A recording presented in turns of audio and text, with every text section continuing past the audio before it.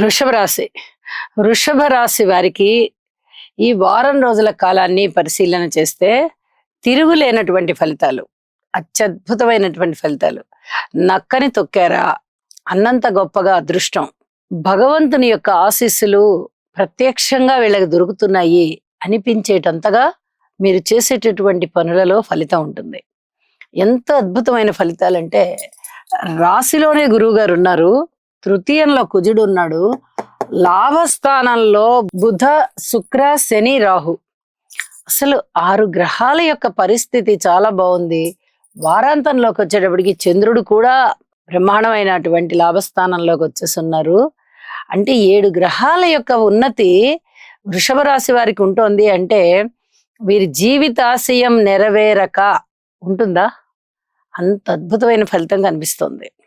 ఏది కోరుకుంటే అది ఉంది. వస్త్రాలు కావాలనుకుంటున్నారా? వస్త్రాలు వస్తాయి.